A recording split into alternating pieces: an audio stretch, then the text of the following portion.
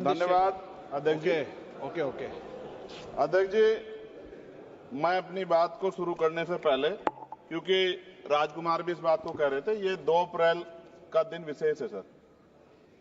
मैं जेल में था सहारनपुर, 2 अप्रैल 2018 को आंदोलन हुआ, 13 नौजवानों ने शहीदगी दी सर। मैं उनको नमन करता हूं सर। और आज फिर 2 अप्रैल है, एक और शहीदगी की तैयारी लग रही। तो मैं उन क्रांतिकारियों को भी आज याद करता हूं जिन्होंने, मुस्लिम क्रांतिकारी जिन्होंने देश की आजादी में योगदान दिया। सर, अंदाजे जमाना कहता है कि मौजे हवा रुख बदलेंगी, अंगारों से गुलशन फूटेगा, शबनम से सरारे निकलेंगी।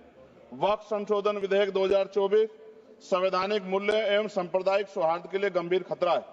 वक्फ संशोधन विधेयक 2024 संवैधानिक अधिकारों, विधिक सिद्धांतों और धार्मिक स्वतंत्रता पर गंभीर आघात है। विधेयक वक्फ प्रबंधन को कुशल और प्रभावी बनाने का दावा करता है, लेकिन इसके 44 संशोधन इन वादों को पूरा करने में असफल है।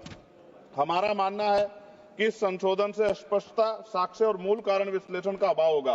पूर्व संशोधनों का मूल्यांकन नहीं होगा, हितधारकों से परामर्श की पारदर्शिता नहीं होगी, मौलिक अधिकार का उल्लंघन होगा। Article 13, article 14, article 25, article 26, article 50, article 300 सर्वोच्च न्यायालय के निर्णय, स्थापित कानून और इस्लामी सिद्धांत और संविधान की भावना का उल्लंघन होगा। असत्य वादे बनाम वास्तविक प्रभाव, विधेयक सुधार और सशक्तिकरण का दावा करता है, लेकिन वास्तव में धार्मिक संपत्तियों के पुनः वर्गीकरण जब्ती का प्रावधान संशोधन 39A, ऐतिहासिक मस्जिदों, कब्रिस्तानों को सरकारी संपत्ति घोषित करना, जिससे सांप्रदायिक तनाव पैदा हो सकता है। जिलाधिकारियों को अत्यधिक अधिकार प्राप्त करना संशोधन 4B। जिलाधिकारी सर सरकार के होते हैं, वो सरकार के हिसाब से काम होते हैं। यहाँ जितने MP बैठे हैं विपक्ष के, इनसे पूछ के देखो कि इनके जिले में क्या हाल है। इनका जिलाधिकारी सुनता नहीं सुनता, MP बैठे हैं, पूछ के देखो विपक्ष से, आपको पता लग जाएगा। सर, धार्मिक विशेषज्ञता या समुदाय की सलाह के बिना निर्णयों से संपत्ति विवाद और विश्वास की कमी उत्पन्न होगी। ट्रिब्यूनल की शक्ति कमजोर करना और मुस्लिम प्रतिनिधित्व हटाना संशोधन 10B। धार्मिक कानून की त्रुटिपूर्ण व्याख्या और पक्षपाती निर्णय, दानकर्ता इच्छा की उपेक्षा व धार्मिक स्वतंत्रता का हनन संशोधन 5A। दानकर्ता द्वारा समर्थन वापस लेना, जिससे सामुदायिक संस्था कमजोर हुई। गैर मुस्लिमों द्वारा स्थापित वक्फ सुरक्षा समाप्त करना संशोधन 104 की समाप्ति, अंतर धार्मिक सौहार्द प्रभावित होगा। सर, सदियों पुरानी धार्मिक संपत्तियों पर सीमा अधिनियम लागू करना संशोधन 27B। कब्जा की गई संपत्तियों की स्थायी हानि, धार्मिक विषयों को दरकिनार कर वक्फ निर्धारण करना संशोधन 6C।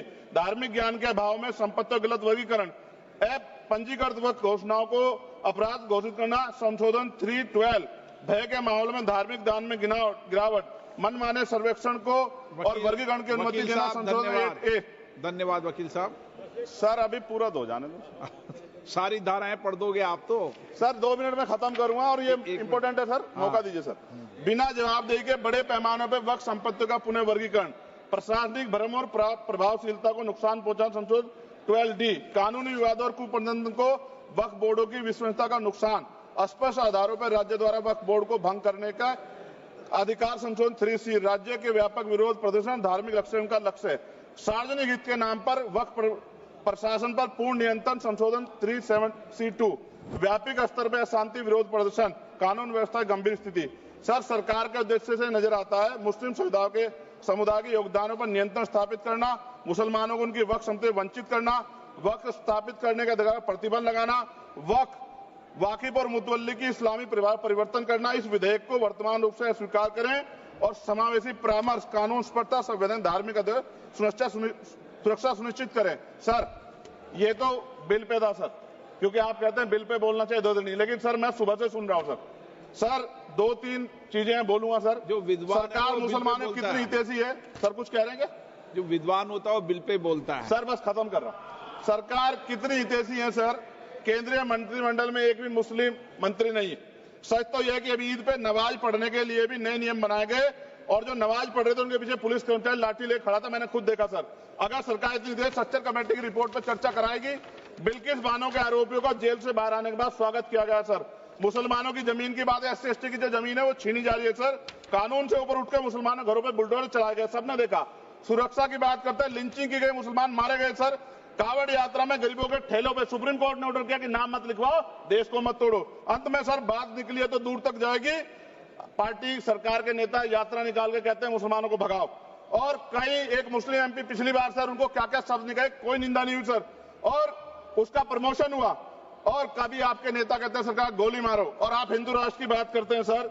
मेरा यह कहना है सर, मैं इसका पुरजोर विरोध करता हूं और अपनी एक शायरी के साथ खत्म करूंगा। तो बहुत सुनी मैंने आज दोनों तरफ, जब तक ना बदले जालिम हुकूमत का मिजाज, एहतजाज एहतजाज एहतजाज, और ये तब तक रहेगा जब तक सर अपनी सरकार सोच नहीं होती। धन्यवाद सर।